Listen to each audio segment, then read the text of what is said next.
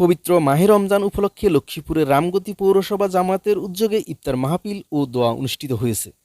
২৮ ফেব্রুয়ারি শনিবার বিকেল ৫টায় নুরিয়া হাজিরহাট বাজারের ব্যবসায়ী ও বিশিষ্ট ব্যক্তিত্বদের সম্মানে পৌর ৯ নং ওয়ার্ড জামায়াত এই অনুষ্ঠানের আয়োজন করে।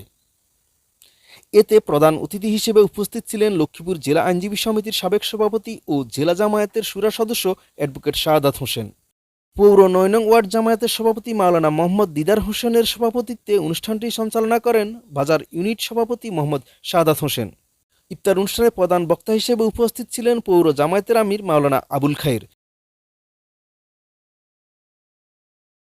এছাড়াও বিশেষ অতিথি হিসেবে উপস্থিত ছিলেন উপজেলা জামায়াতের আমির মাওলানা আব্দুর রহিম, পৌর সেক্রেটারি মাওলানা জাফর আহমদ, ব্যবসায়ী জুবাইর হাসান, পৌর সাথী শাখার সেক্রেটারি মোহাম্মদ রেজওয়ান সহ অন্যান্য নেতৃবৃন্দ।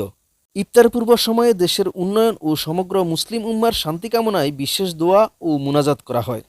মোনাজাত পরিচালনা করেন রাস্তারহাট মাজহারুল উলুম আলিম মাদ্রাসার অধ্যক্ষ মাওলানা ইসমাইল হোসেন।